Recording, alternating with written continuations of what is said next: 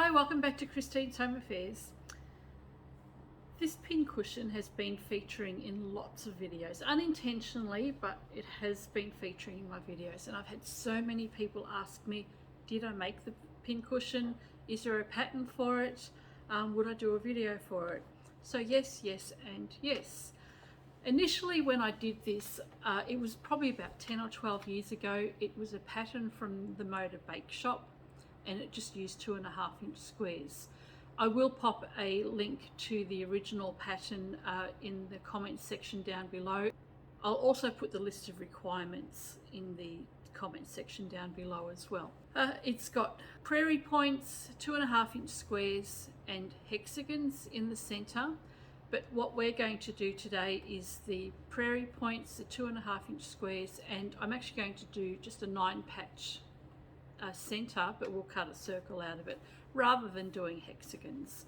So the original pattern will be in the comments section down below, and if you want to follow along and see how I remake this one a dozen or so years later, stick around. This is a really good scrap buster, so if you've got jelly roll strips or binding strips lying around, or even just some small squares of fabric, cut everything up to 2.5 inches in 2.5-inch squares.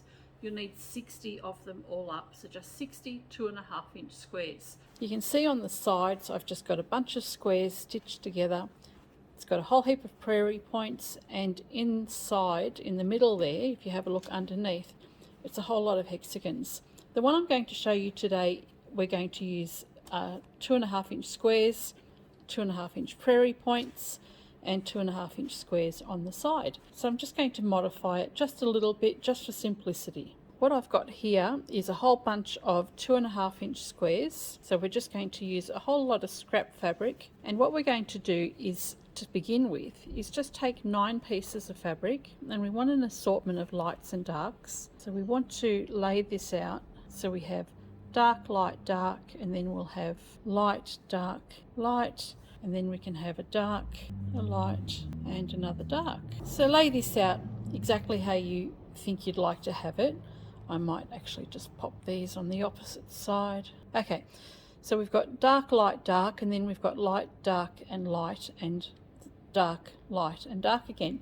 What we want to do is assemble this just the way you would when you were piecing patchwork fabric. Well, this is patchwork fabric. So take this piece of fabric, place it over the top here, that one over the top, and this one, and we're going to stitch this with a 1/4 inch seam allowance just down one long edge. Now I've reduced the stitch length of my machine to 2.2. We want to have a really small stitch length, and I will back stitch at the beginning and the end of each of my seams just to secure these because they're so small, and we just want to have our 1/4 inch seam. So what we're doing is we're going to take our 3 rows of fabric, so we've got our first 2 fabrics, our second 2 fabrics, and our third, and we're just going to chain piece them together. And that just means that we're not going to break the thread in between. Take the next 2 pieces of fabric. So when you've stitched the first 2 together, keep the chains together, then you can add the third piece of fabric to each row and stitch that down and keep the chains together. So this is how it's going to look when you've put your fabric together. What we want to do once you've sewn the 3 pieces together here is you need to take it to the iron and give it a press. Now it's important to reduce bulk to press your fabric in a specific direction. The top row, we're going to press the seams so that they face in an outward direction. The middle row, we're going to press the seams so they face inward, and on the bottom row we're going to press the seams to face out again. So I'm going to take that to the iron. I'll press those seams out, in and out, and I'll explain why we're doing that when I come back. Okay, you can see here that the top row, the seams are pressed out, middle the seams are pressed in, and the bottom row is pressed out again.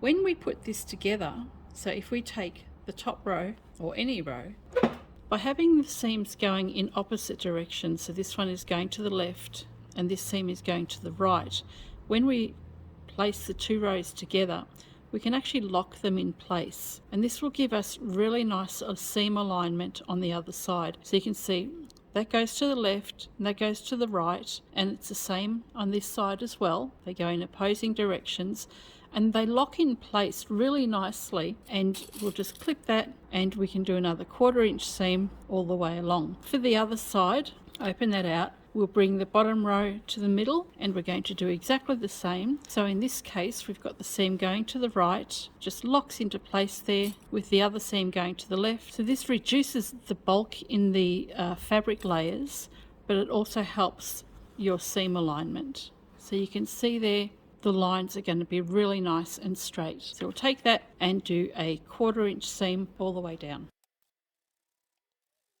When you open this out, you can see how nicely aligned the seam intersections are. So that's why it's important to iron your seams in opposing directions and lock them into place.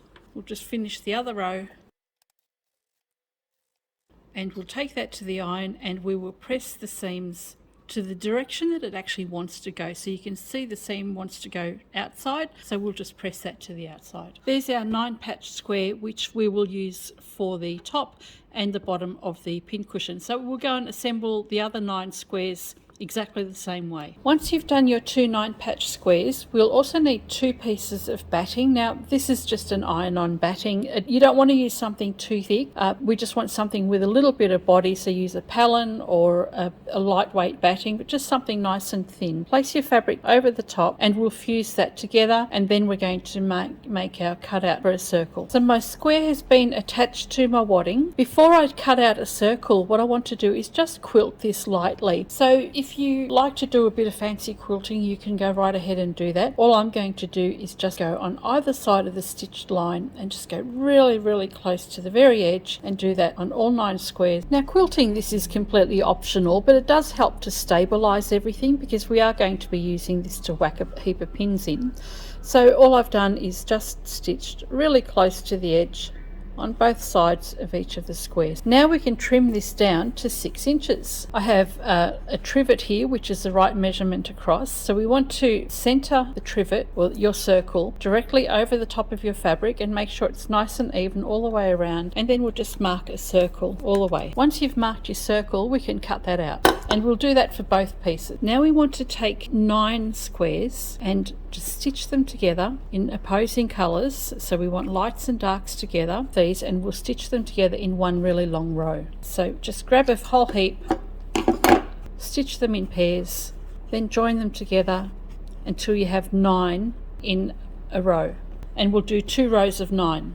Once you've done 2 rows of 9 squares, take it back to the iron and press all your seams in one direction. Okay, so we've got 2 of these with 9 squares on each.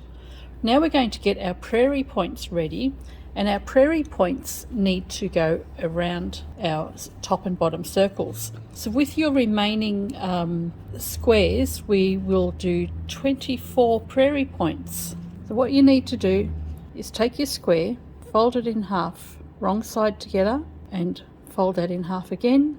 And it's much easier to do this at the iron. So what you'll have, these ones have already been pre-pressed, is your square folded in half into a triangle, then fold it into a triangle again. What you'll have is a raw edge on the side here, open fold on the side there, and this one's just folded over. And what will happen is that these prairie points will be positioned over the top of our circle and they'll all be stitched around. So take your 24 squares and turn them all into prairie points. Once you've got your prairie points ready, we're going to place them over the top of our quilted piece, and we want to make sure that all of our openings, or the closed edges, are facing in the same direction. So position this down on your fabric, and I've got my open side facing to my left and the raw edges facing the raw edge of my circle. Take your next one, make sure your open folds are facing the same direction, and just overlap that one with the first one. Take your next one and do the same thing, and you continue all the way around until you've come back to the beginning.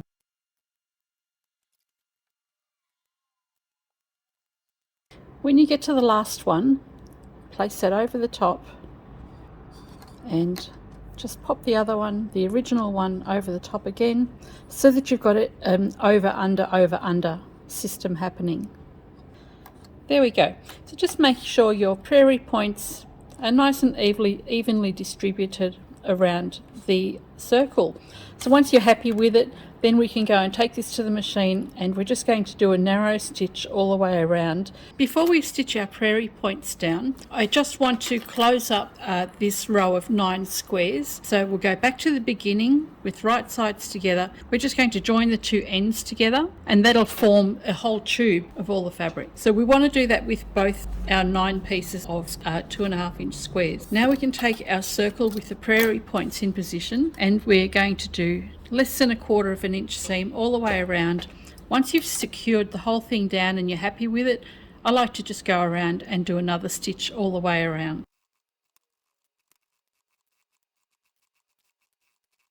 I'm back to the beginning. I'm just going to go and stitch a second row all the way around.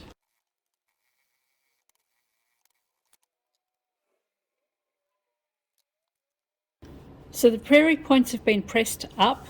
Now I haven't got you to snip your edges yet, because we still need to apply our side band. So we're going to do that next. What we want to do here is find the center of the middle squares there. So just fold the prairie point down. The distance between these squares now measure 2 inches across. So from there to there, it should be 2 inches. And if we take the ruler and check that, put on the side, and you can see 2 inches. We just want to mark a 1-inch position underneath. Place your prairie points down and just take a 1-inch mark just at the edge of the prairie point, just in there. So it's 1 inch across there. We'll do that for the 4 straight sections.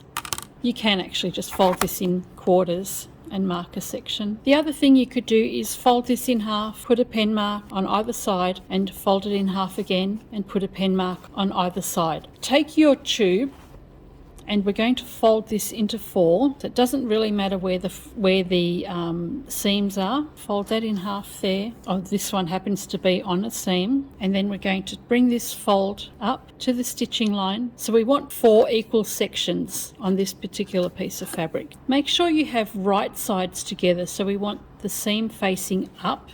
So we've got the seams facing up with the right side facing up here. And place your folded edges over the lines you've drawn and pop a pin in place. So I've put my 4 pins in place here, and what we can do now is just spread this around evenly with the prairie points tucked underneath, and just line that up so that you can stitch that all down in one go. I kind of feel like I'm cheating on my old pincushion by using this pincushion to make an exact copy. Okay, that's all pinned together. We want to make sure the prairie points are all tucked away on the inside of the in between the layers there, and we can take this to the machine now, and we're going to stitch this whole tube all the way so that we can secure the tube, the top layer, and the prairie points, and that'll be a 1/4 inch seam allowance. So start anywhere. We'll do a back stitch at the beginning and the end.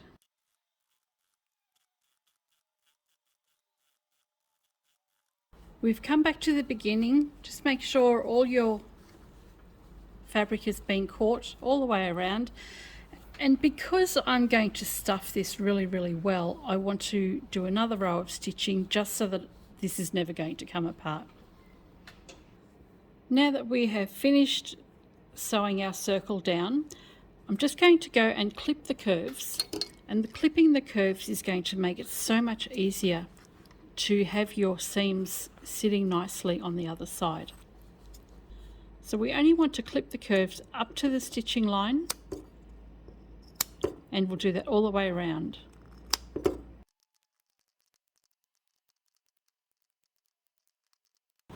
Turn it all through, take it back to the iron, and just give it another press so that the prairie points poke out, or at least sit up a little bit. So we want it to look like this. Okay, now it's time to put our top and bottom crowns together. Take one of them and just turn it inside out, and grab the other one and sit that inside. Pop one crown inside the other, and rather than lining up the seams here, we'll stagger it. Find the halfway mark and pin that together, and we'll do that all the way around. And we're going to leave a small opening to turn the work through.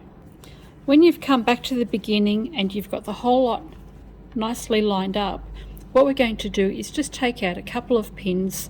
So we want to leave an opening of a couple of inches at least. So I'm going to remove 2 pins here and start stitching here, come all the way around until I get to the final pin over here, and I'll leave this open. When we stitch this, backstitch here and backstitch at the end as well. Now I'm going to do a little bit more than 1/4 inch seam allowance, just because it'll be much easier to slip stitch the opening closed later, because we are going to have to do that by hand. So just a little bit over 1/4 inch. Backstitch.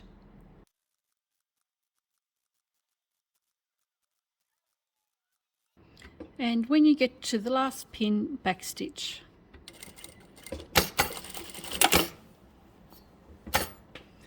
And we've got a little bit of an opening just in there, and we can turn this through. Turn this the right way around, and we need to go and stuff this now. So we've got an opening.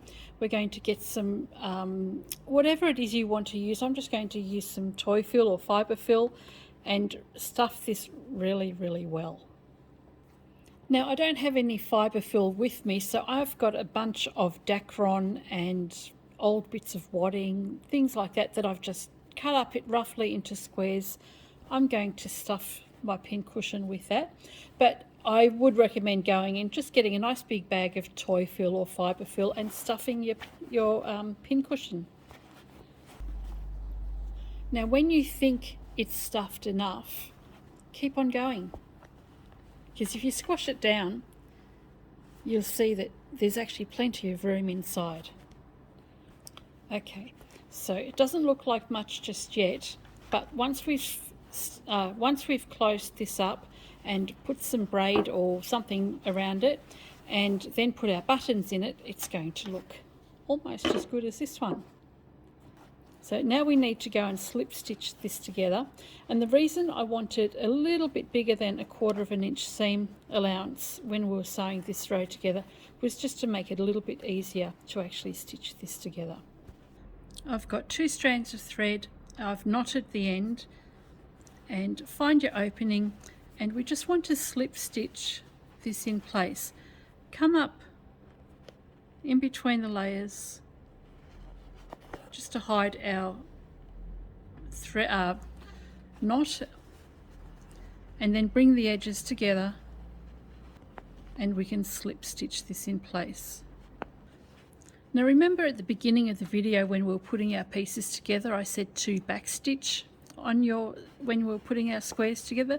This is coming apart here, and that's because I didn't actually backstitch that particular section, so I will have to reinforce that as I'm stitching. So let's just join this together.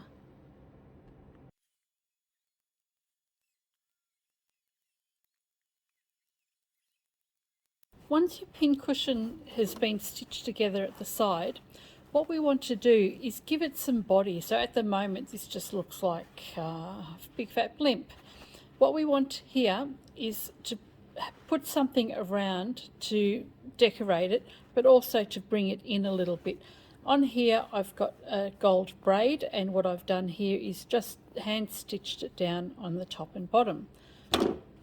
What I've done is I've just taken a 2.5 inch strip of fabric, folded it in half down the centre, and then folded it in half again and stitched it down the long edges on either side. And I'm actually going to just use that as my band to stitch around the outside of my pincushion. It'll be okay. I'm not selling this, it's actually going home, so I'll be fine with it. So all the edges are enclosed. Take your strip, hold it taut, you want to bring it in a little bit, and we're going to stitch that down. So I'll just take, and later on when this has all been stitched, we'll just squash it all in the right places and it'll look quite nice. So I'm going to hand stitch that down all the way around both sides. So I've just pinned that in place and I'm going to stitch that all the way around. I decided I didn't like just the band on its own, and I found some charms in a box that I thought I'd just embellish the side of the pincushion with. So I've just put a whole bunch of charms on here, just some giraffes and fish and turtles and things, just to dress it up a little bit because I really didn't like it as it was. So if you can find yourself a nice braid or a ribbon, that would be fantastic. What I've done here, because this was really difficult at the time, I've actually just had the needle up from the top, come straight down on the other side, pulled it up and tied it in a knot. The most difficult part now is putting the buttons into the ends here. Because there's so much bulk here, you need a really long needle to be able to pull the thread all the way through. This one that I've got here just isn't long enough. If you can't find a needle long enough and you have clamps, you can actually squeeze this together and then feed your needle through. What you want is some stranded cotton, and I'm using all 6 strands of an embroidery cotton here, and I'm going to go in through the center here, draw the whole thing together and try and come out the center on the other side. So there's my needle coming through on the other side. So I'm just pressing down really hard to try and get my needle up. Well, that worked. Make sure you leave your thread on the other side. So bring your thread through. Now I've got this doubled, so I've got 6 strands on one side, 6 on the other. Grab your button and come up and go back through your button, and we want to come back out at the other end. So we've got our button in there. Now we need to really secure this very, very tightly. Put the other button on as well on the other end. So we've got our thread pulled through to the other side. Now we'll just tie a knot in the top, and we're going to pull this really, really tight until you've got your pincushion stuffed the way you want it. So just keep pulling it nice and tight, and then tie it in a knot and tie it another time just for good measure. And then we can trim the thread. Now all you need to do is just roll around your pincushion just so that you've got it sitting nicely the way you want it, just to even out all the stuffing. You can take this to the iron and you can iron your prairie points down so that they sit nice and flat. Same on the other side. And there we have a mini-me. I'm probably not really that happy with it, but I think that's more my colour choice than anything else, as well as the fact that I didn't have any braid. But here's the original pincushion. Here's its mini version. I don't know. I don't really like this one, but you guys wanted it. You wanted to know how to make the Prairie Point pincushion. Now you know how to do it. Don't stuff it as much as I did. I think I've overstuffed it. Either that or I've just put the buttons too close together. I think that's probably more what I've done wrong. My fabric choice could have been a lot better as well, but I just went out the back this morning and I just grabbed a handful of scrap fabric, and this is what it's ended up looking like. I think I'd much rather some nice, really bright colours. I think also I've had this one for the past 10 or 12 years. I really love it, so it's my treasure. I hope you've enjoyed this video, and I really do hope that your pincushion looks a little bit better than mine does. Catch you next time.